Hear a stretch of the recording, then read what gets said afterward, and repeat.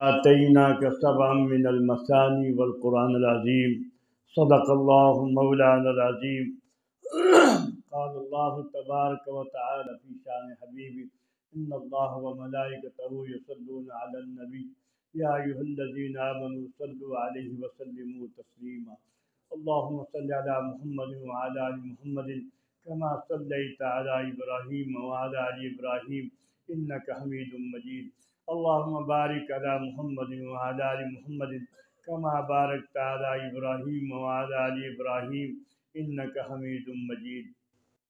بزرگان محترم و برادران عزیز، آپ نے ماہ رمضان مبارک کے مہینے میں فجر کی نماز کے بعد پورا مہینہ قرآن پاک کا خلاصہ ہر پارے کا، ہر سورت کا سنتے سنتے آج اختتام پہ بھی پہنچ گئے، پھر دوبارہ بھی آغاز کر دیا گیا۔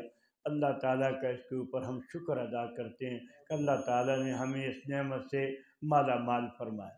اس کے اوپر جتنا بھی اللہ تعالیٰ کا شکر ادا کیا جائے وہ کم ہے کہ اس مسجد کے اندر قرآن پاک جیسی نعمت اور صبح اور شام آپ کو سنائی جا رہی ہے، اور آپ بڑے خوش قسمت لوگ ہیں کہ جن کو قرآن پاک کی دولت سے اللہ تعالیٰ نے نوازا ہے۔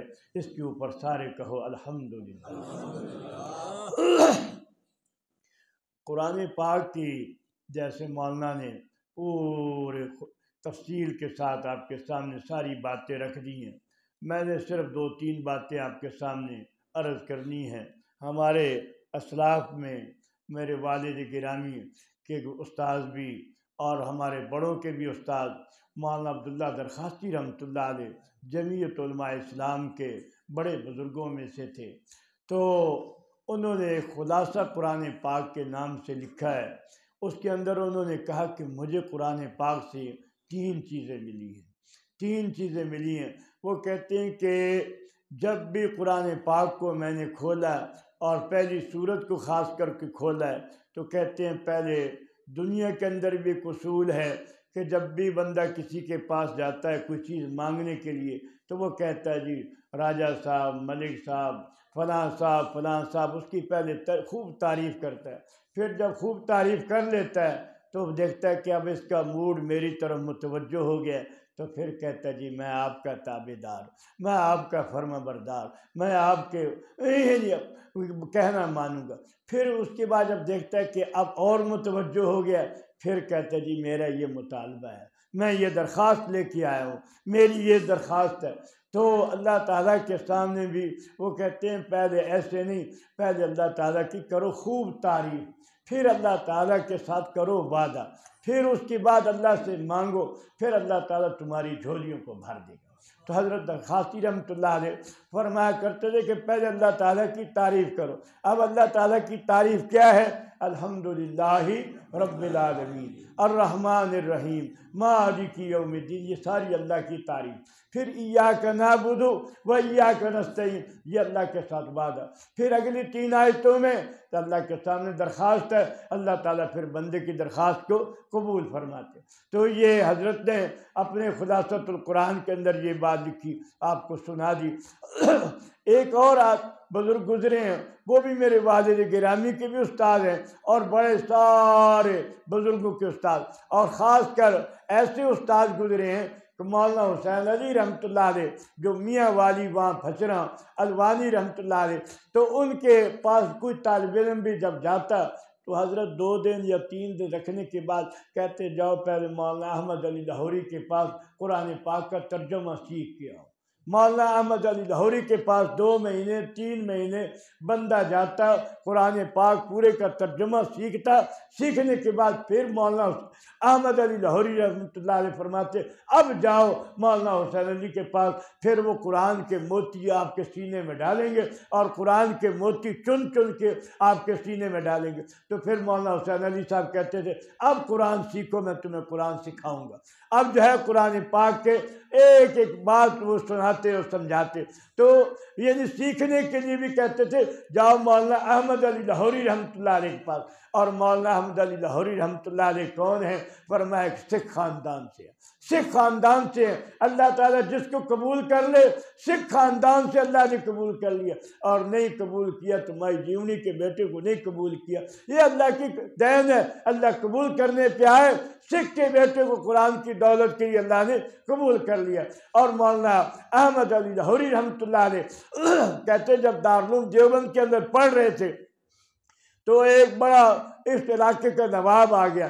نواب آیا تو اس نے کہا میری بیٹی جوان ہے اور میں نے اپنی بیٹی کی شادی کرنی ہے، تو میں دیکھ رہا ہوں کہ کوئی بندہ مجھے مل جائے۔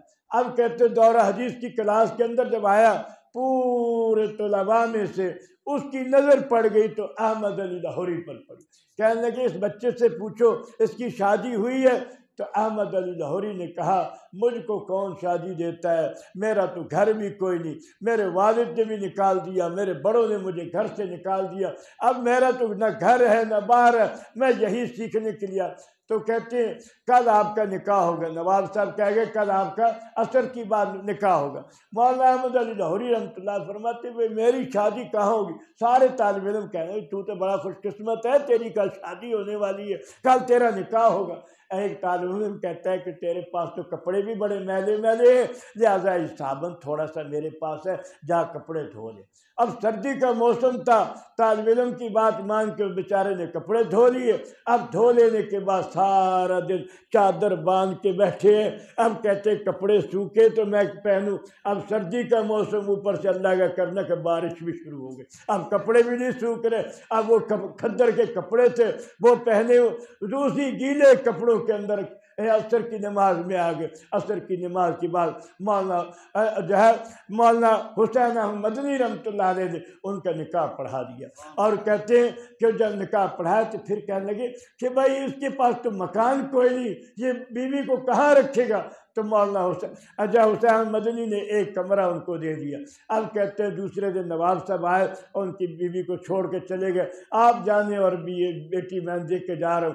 اب دوسرے دن یا تیسرے دن نواب صاحب کی جب گھر والی آئی بیٹی کو دیکھنے کے لیے، بیٹی کو پوچھتی ہے کہ تیری 2-3 دن کیسے گزرے؟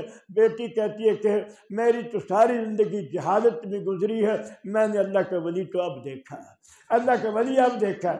آج ان کے خاندان میں پھر مولانا عبید اللہ انور پیدا ہوئے ہیں، پھر آج بھی مولانا اجمل قادری صاحب ہیں، اور آگے ان کے پوتوں کے بھی بیٹے ہیں۔ لیکن یہ ساری کی ساری برکات قرآن پاک کی ہے۔ قرآن پاک کے ساتھ ایسا تعلق تھا، اور ایسے قرآن پاک سکھانے والے سمجھانے والے تھے۔